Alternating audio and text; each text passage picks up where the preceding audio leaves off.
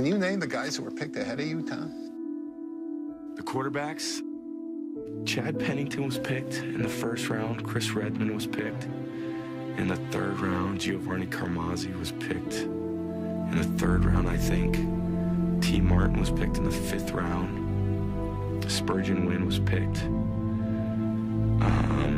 There was one other guy, small school guy, Mark Bolger. I never played football until my freshman year, and as a freshman, I was the backup quarterback on a team that was 0-8. The team didn't score a touchdown, and he wasn't deemed good enough to play one offensive play as a quarterback. The only reason why I played my sophomore year was because the kid who was the freshman quarterback stopped playing, because I'm not playing football anymore. So I was like, I guess I'm going to play, and I always had a decent arm.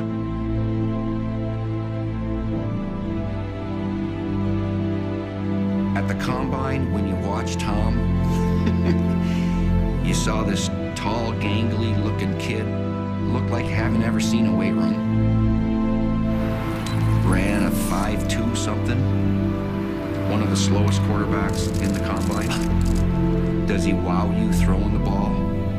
There were some other guys that could shoot it, and he had just an okay arm.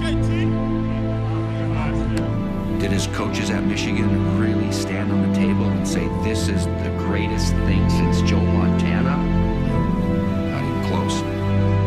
His 40 time and that vertical jump in 32 years of doing this, we talked about 576 quarterbacks. He was number 576.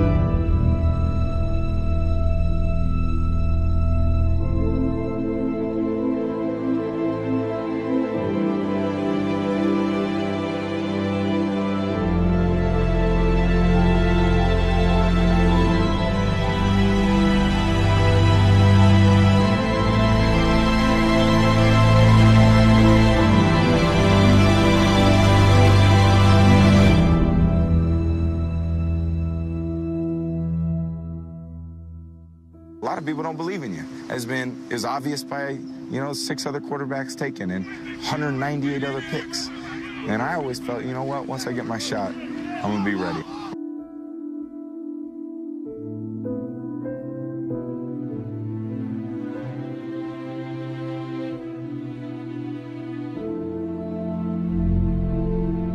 This skinny beanpole of a young man walked over to me and said, "Hi, Mr. Kraft, I want to introduce myself.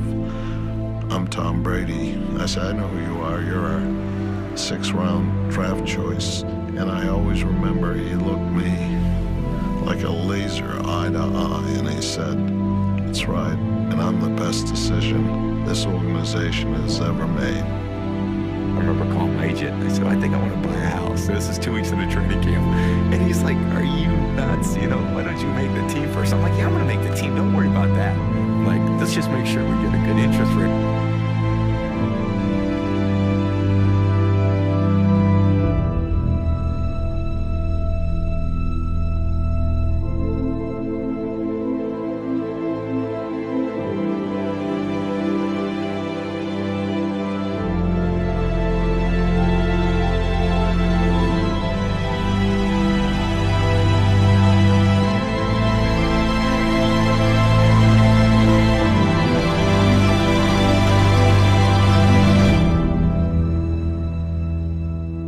We have breaking news in the world of football. Big news about the biggest player in the NFL, you could say.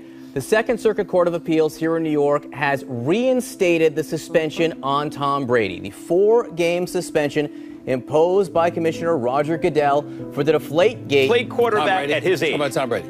Tom Brady will fall off a cliff, and it might be this year. Well, here's the interesting thing. Here's the interesting thing. Oh, my goodness. Go ahead. The reason it's a cliff, and I describe it as a cliff, like Roadrunner, with a little cloud of dust. The reason I describe it that way is because it's not a gradual decline. There are no signs of it, and that's going to happen to Tom Brady, just like it happens to everyone else and has happened to everyone else who has ever lived.